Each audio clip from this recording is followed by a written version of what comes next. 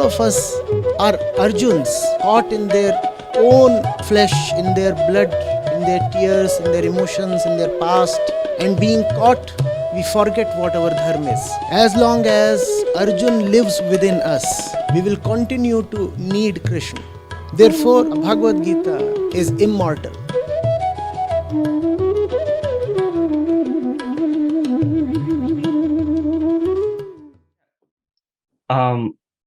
One of the things that really comes to mind, even in one's spiritual progress, right, where we see, I'm trying to relate it to a youth of today, where one of the we see sort of two things that come hand in hand here.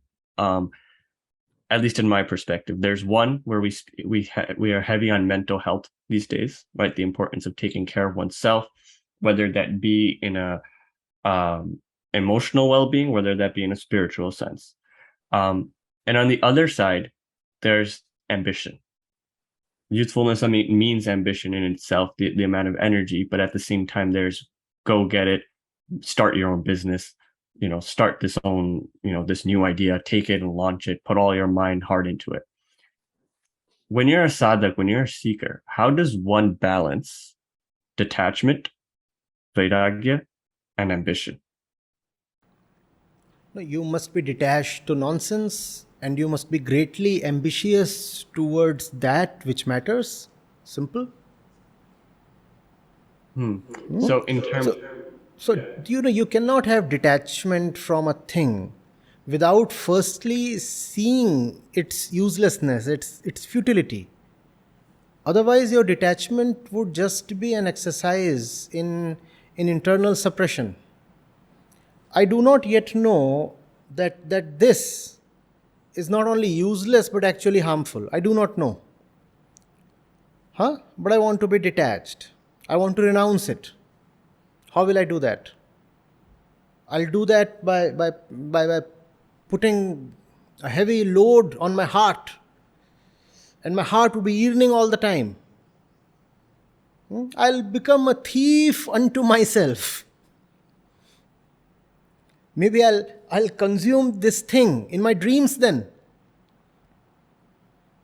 No?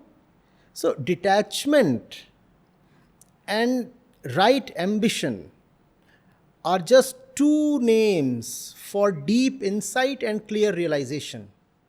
Now I realize that the next thing in this mug is life-giving. I'll have it at any cost. Now this is ambition. The spiritual mind is a deeply ambitious mind. It's just that the desire is for the real thing. The saints were far more ambitious than the CEOs and the unicorns of today. They said we want nothing short of the ultimate. Just a $1 billion market cap tag won't satisfy us. That's too small a thing. We are shooting at something way higher than that.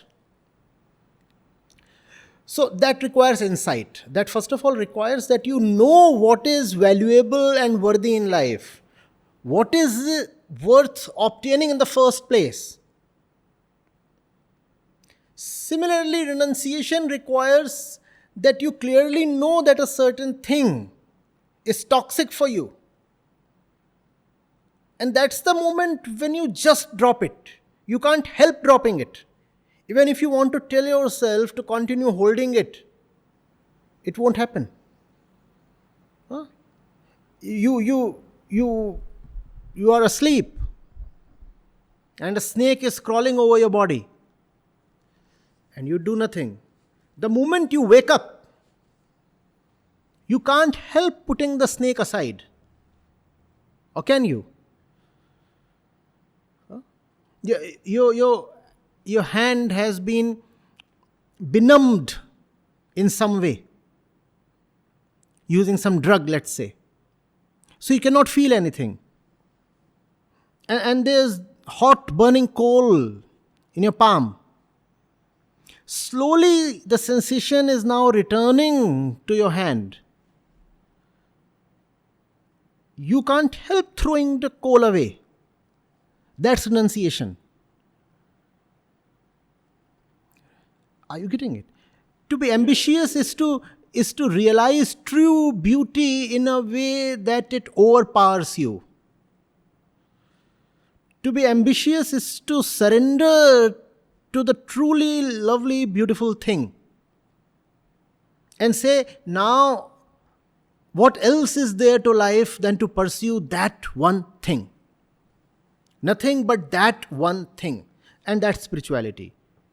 To pursue nothing but that one, which is not really a thing. Right. So ambition and surrender, in a sense, are very... They are exactly the same thing. Exactly the same thing. To be ambitious and to be surrendered are two sides of the same coin. Right.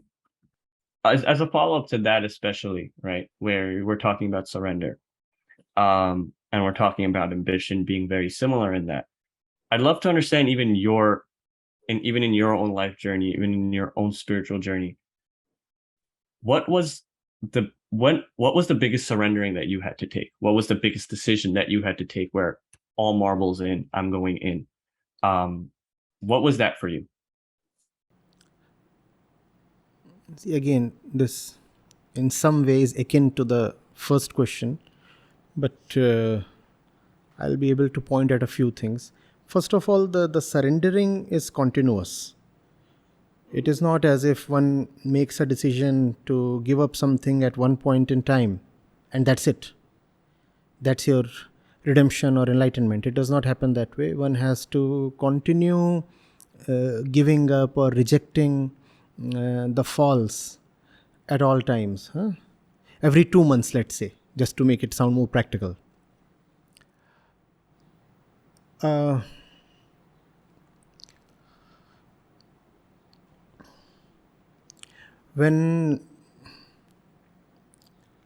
If I go back to my college days, well, maybe 90% of my batch is settled abroad. And it was just a few years back from today that I got my passport made. So if I go back to 99, when I passed out of IIT, that was one thing that everybody was into, writing the GRE or taking up a job involving overseas posting. And I don't think it mattered much. You see, real surrender involves giving up something that you know anyway to be valueless. So no surrender then can be really big. You are anyway giving up something small. So how can the surrender be called something big? So I knew it didn't mean much, and it was 12 years after passing out from IIM that I got my passport made, and that too for reasons relating to the mission. I had to visit Europe for a lecture tour. So that was one thing. Then there was the lure of the civil services and the Lal Batti, the government bungalow, the prestige, the power that comes with it, and all those things. And so that was given up. Again, not a very big thing, not something that involved a lot of pain. Yes, it involved a lot of examination, definitely. I didn't want to rush into resigning. So I took a good more than 2 years and a sabbatical before I finally put in my papers. But when I did, it was nothing very significant. It's not as if I remember that day or I become nostalgic and reminisce, nothing. Then the day when I quit my corporate job, for good, that is, knowing fully well that I'm not going to return. And went into my own little apology of an office. Hmm? It was actually a residential place, an apartment, a room of which I turned into my little office and started from there. Then there were moments when, as an entrepreneur, I would struggle, and somebody would come and say, you could have had so much power today. You would have been a bureaucrat of 8 years standing. And see, for every small thing, you are still struggling today. Why did you have to choose this? So, yeah. And what else? See, I have to remember, because it's not something that actively speaks to me. It's not something that I am particularly missing out on. Right. I mean, if I were to interject there, I think it also has to do with the fact of what you were saying, or you kind of touched on, where for surrendering, when it becomes sort of natural, It is natural. second nature, you You become choiceless. You see, that seems like the only right thing to do. So then it's not really a big deal or a massive challenge. You could talk of a happy married householder's life.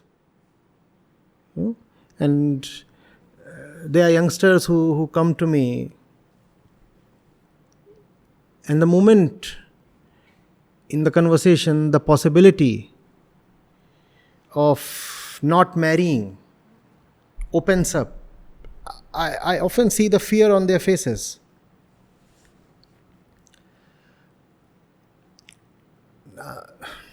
You could say that's something I have surrendered. The prospects of being a householder, having a lovely, loyal, surrendered, sexy wife, and cute kids, and all that comes along with the, you know. But it's hard for me to even call that as something I have surrendered.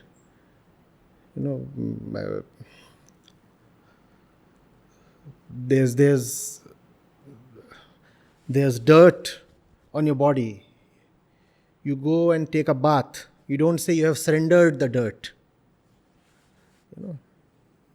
You have given up something that was never anyway worth carrying on with. You have not entered something that was anyway going to prove a disastrous trap. So how is this renunciation or surrender or tyag? It's not. But at the same time,